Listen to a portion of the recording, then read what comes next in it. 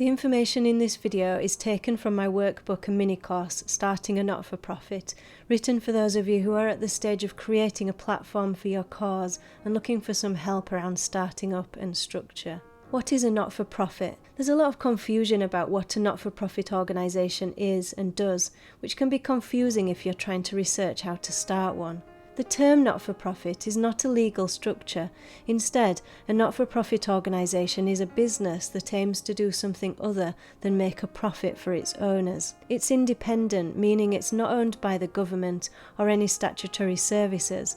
It also means it's not owned by shareholders. A traditional business that is for profit seeks to make a profit for its directors, members or shareholders.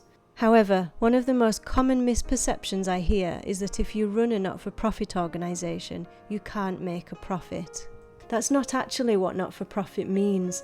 It doesn't mean you can't or shouldn't make a profit. Instead, it's a way of doing business that dictates what you do with that profit. I go into this in more detail in the video, What does not-for-profit actually mean, which I'll link to here. What is a charity? Just as the term not-for-profit is not a legal structure in itself, neither is the term charity. If you want to start a charity in the UK, you need to consider two key things: whether your organisation will be charitable according to the government guidelines, and which legal structure your charity will take. Will your organisation be charitable? Here we're asking whether your organisation meets the government definition of having a charitable purpose, for which there are two legal requirements. It must fall within the descriptions of purposes in the Charities Act. There are 13 of these descriptions.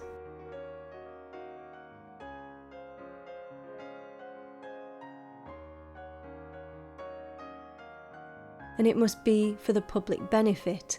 This means its purpose must be beneficial to the public in general, or a sufficient section of the public. To recap, it's important to remember that a charity is not a legal structure in itself, but rather an organisation that meets the legal requirements I've just talked through. A charity can adopt one of several legal structures, including a charitable incorporated organisation, a charitable company limited by guarantee, an unincorporated association, a charitable trust, a community benefit society. You can find full details about each of these structures in the workbook that I'll link to below. What is a community group? When people talk about a community group, or they ask me how to start one, they're usually referring to a local group that either aims to fix or address a problem, need or issue in the local community, seeks to add something that's missing, or creates an outlet for friendship and togetherness. Therefore, a community group is a group of people working together with a common aim. Whilst you might start out as an informal group,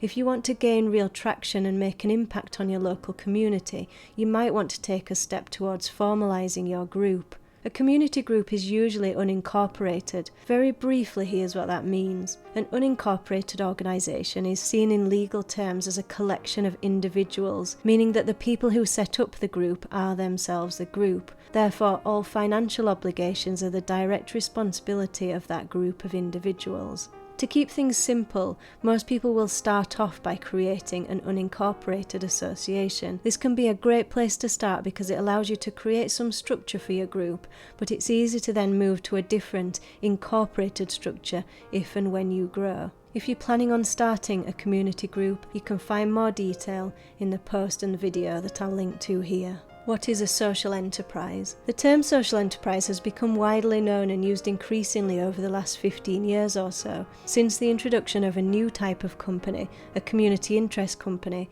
was founded in the UK in 2005. Now, the terms social enterprise and community interest company are often used interchangeably, but they're not actually the same thing. Let's start with social enterprise. To stress, a social enterprise is not a legal structure. Instead, I like to think of it as a way of doing business. A social enterprise is a business that has a clear social or environmental aim. In other words, it's set up to prioritise the social good it can do. A social enterprise generates some, and in some cases most of its income through sales rather than grants, unlike many charitable organisations.